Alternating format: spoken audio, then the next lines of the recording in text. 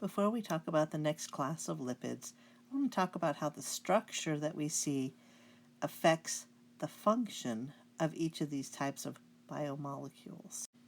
As mentioned, the phosphoglycerides and the sphingolipids tend to have something that has a hydrophilic head, that's the part that loves water, and two hydrophobic tails, the parts that hate water. Recall that soap micelles are made when we have a hydrophilic head with just one hydrophobic tail.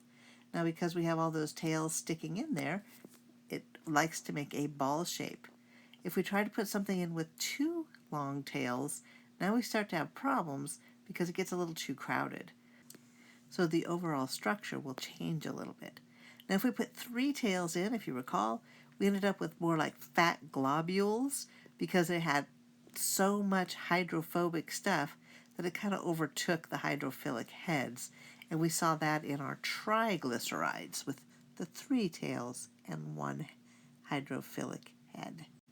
So what does the structure look like when we go from one tail to two tails?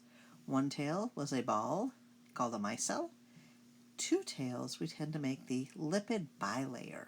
Now, a lipid bilayer basically says, there's too many tails and they're sticking in one area, but if I put a lipid on both sides, I will still have something that can avoid water. And so it ends up making this whole big circle out of a whole bunch of lipids, and we call that the lipid bilayer. And what's nice about it is there are two areas that like water, inside of the bilayer and outside of the bilayer. This is particularly important because it's a great way of isolating chemicals inside of a cell versus outside of a cell. And the fact that nature was able to isolate some liquid inside of the cell allowed life to begin. Without being able to isolate some water inside of the cell, there would be no control over how things lined up and worked, and so the cell would be making energy and it would be going out into the system. In this way, the cell is able to use and make energy, and then it was able to control its environment enough to be able to live. For anything to pass through this bilayer, it has to be both hydrophilic enough to go through the head groups and hydrophobic enough to be able to go through the tail groups. Well, that's pretty rare. So how does this cell get the energy that it needs? We're going to see that on the next section. While cell membranes are mostly made up of phospholipids, there are other lipids that are present. We can see that there is cholesterol and glycolipids are commonly found in the lipid membrane. We also see sometimes some proteins and some glycoproteins, but the main things that we see will be phospholipids with a few glycolipids and cholesterol to form that lipid bilayer.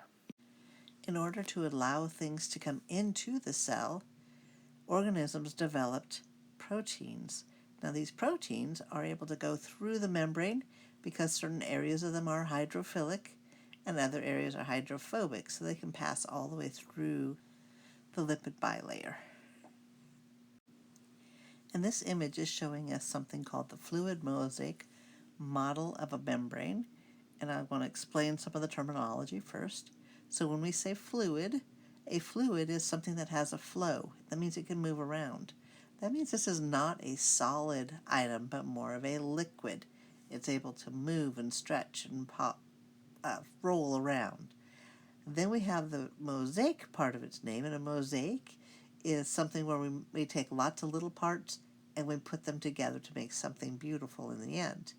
In this case, the fluid mosaic model of a cell membrane is telling us that, again, they're moving, they're flowing, but the mosaic is that there are many, many, many small parts to make up the whole cell.